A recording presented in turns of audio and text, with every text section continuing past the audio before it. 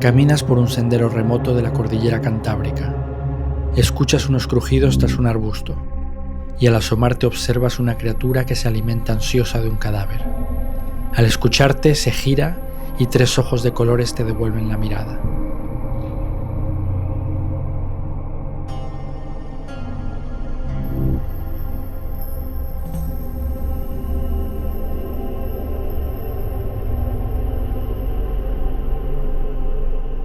Hola, os doy la bienvenida a este nuevo episodio del Bestiario del Abismo. Volvemos a la península ibérica sobre todo porque tenía ganas de hablar de algún monstruo que estuviese en este libro, ¿no? Es un libro fantástico que se llama Monstruos ibéricos, ogros y asustaniños españoles, que está escrito e ilustrado bellísimamente por Javier Prado. Javier Prado es un folclorista maravilloso. Es un escritor, ilustrador también, que tuve la oportunidad de escuchar justo en el Festival 42 hablando sobre mitología, sobre monstruos, y claro, es un placer poder disfrutar de una de sus obras. Ha hecho también sobre brujas y algunas otras más, pero a mí lo que me encanta es que está un poco enfocado en las criaturas, pero desde el punto de vista, ¿no?, de esos seres que se le cuentan a los niños, ¿no?, antes de dormir o cuando se portan mal, justamente para que obedezcan, ¿no?, para que no se alejen, para que se vayan a dormir temprano. Y claro, te das cuenta que la península está llena de seres de todo tipo que tienen mucho que ver con lo que decía antes, ¿no?, este monstruo social, ¿no?, para que los niños no se salten las normas, ¿no? Pero claro, también un poco con la cosa esa de criar a los niños asustados para que obedezcan. Pero en este caso, además es con unas ilustraciones bellísimas, él hace también incluso una categorización, ¿no? Pone monstruos devoradores, monstruos acuáticos, monstruos nocturnos, ¿no? Entonces realmente es interesante porque hace un esfuerzo, dentro de lo difícil que es, para encontrar diferentes categorías y poder ir abordando todas estas criaturas, ¿no? La que voy a contar en este episodio creo que es la más llamativa físicamente, sobre todo en cuanto a características, y es por eso que quería empezar por ella. Y de hecho tiene un poco de polémica también en sus orígenes. Y es el cuegle. El cuegle es un monstruo muy particular. Es una criatura de la mitología cántabra. Entonces estamos en la región de Cantabria, pues al lado también del País Vasco, que es una zona pues de una mitología riquísima y que tiene una herencia pues de la mitología celta, y es bellísima, y encima con los parajes montañosos y arboledas increíbles que tiene, pues realmente da para que exista, ¿no? Hay una serie de seres y criaturas muy vistosos. En este caso, el cuegle es único. Es una criatura bípeda, ¿no? Es un poco como humanoide, pero tiene un cuerno enorme aquí, en la frente. Tiene 3 ojos, uno rojo, uno verde y uno azul. Tiene un montón de dientes, tiene unos colmillos y 5 filas de dientes afilados. Tiene 3 brazos, que eso es lo más llamativo, 2 en un lado, otro en el otro. Y al final pues no tiene manos, tiene como unos muñones, a veces se le representa como un solo muñón o como 2, pero realmente es eso, no tiene dedos. Lo que no tiene es sobre todo dedos, eso.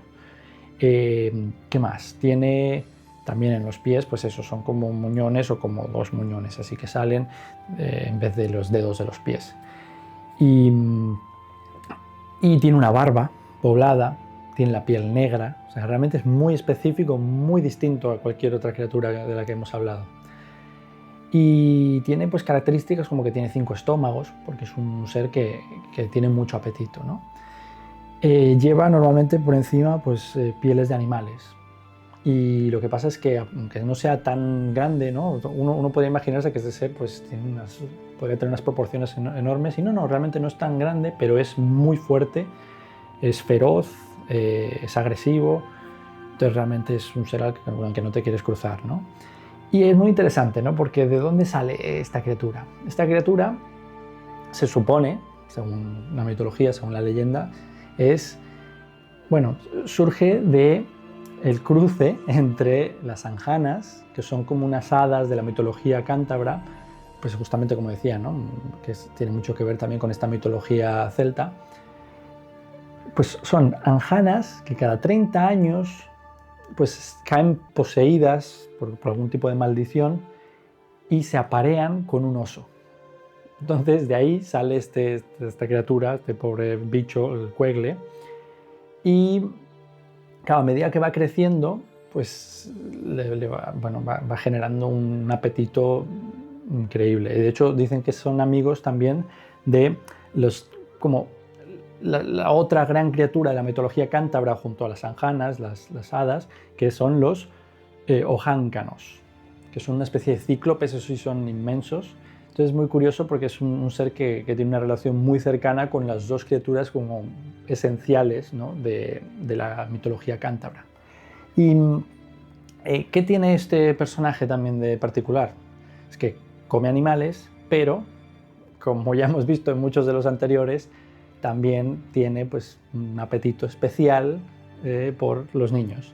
Entonces come niños y en particular recién nacidos, incluso los roba de las cunas y se los come. Entonces, como hemos visto, es un ser al que realmente no deberías enfrentarte, pues una de las cosas que hacen las familias es poner hojas de roble o de acebo o ramitas, ¿no?, sobre las cunas de los niños o llevarlas consigo. Y es una forma de ahuyentar a esta criatura porque no lo puede ni ver. Y es curioso porque tiene una relación con su infancia, según lo que cuentan, ¿no? Y es que de pequeño la madre de esta criatura le alimentaba de estas hojas de acebo y de roble, de tal manera que al final ha generado una especie de trauma y tú te puedes enfrentar a él con eso, con las hojas de roble y acebo. Y es curioso porque tampoco puede beber leche. Tiene 5 estómagos, es un ser voraz y tal, pero le podría hasta matar la leche. ¿Qué más? Es muy curioso porque esta criatura, pues dicen también eso, que cuando nieva mucho, pues se queda en su cueva comiendo orugas y tierra. Entonces es muy específica, ¿no? Además con el tipo de cosas que le gusta comer y cómo comerlas y cómo no, ¿no? A pesar de la apariencia tan peligrosa que tiene. Y es muy interesante porque no acaba aquí la cosa, sino que tiene un elemento más fantástico, increíble, y es que cuando mueren, su cuerpo empieza a decaer y salen unos gusanos blancos que se acaban transformando en una especie de babosas. Y si atrapas a una babosa, y dicen que incluso si llegas a tener 10, ¿no?, atrapar 10 de esas babosas y las guardas en una caja, te da suerte. Te da suerte y si llevas esa caja contigo, pues tienes una longevidad, podrías vivir supuestamente de forma eterna. Y encima te protege de estos cíclopes que mencionaba antes, que son amigos muy cercanos del cuegle, que son los ojáncanos. Entonces, al final es eso, es una criatura que cuando muere pues te acaba dejando ahí una especie de tesoro bastante raro. Y entonces realmente es un ser con toda una mitología y toda una cuestión alrededor muy interesante y a mí me parece fascinante. Pero aquí es donde yo creo que merece la pena también mencionar un detalle, y es que es lo que no había mencionado hasta ahora. Y lo menciona Javier Prado, y eso me gusta mucho, yo creo que es lo que hace también más interesante esta criatura. Y es que el cuegle se menciona por primera vez y se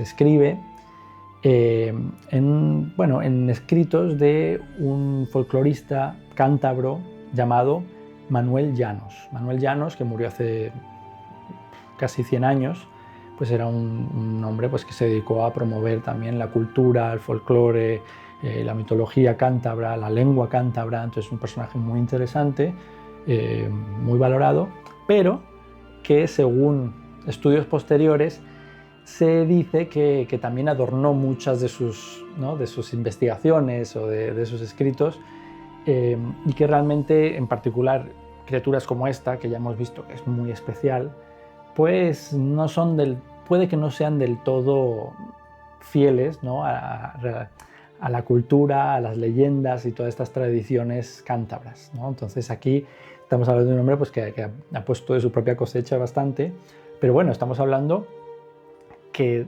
ya llevamos 100 años con esta criatura poblando el imaginario del pueblo cántabro y más allá. Entonces, a mí eso es lo que me interesa, ¿no? También entender cómo estas criaturas y estos seres al final también se acaban transformando con los años, la gente va aportándole y no porque sea de hace miles de años vale más, ¿no?, que criaturas que van saliendo más recientemente. Y lo sabemos ahora mismo con la cantidad de seres que tenemos, de franquicias cinematográficas, de cómics, de nuevos libros de los últimos 100 años, que al final, bueno, el mismo Drácula, ¿no?, de Bram Stoker, sí, los orígenes están en otro lado, pero al final se van consolidando gracias también a autores y autoras pues más recientes que están pues dando su propia visión y su propia mirada. Entonces a mí me parece fascinante también esta idea, pero es cierto que te quita un poco ese...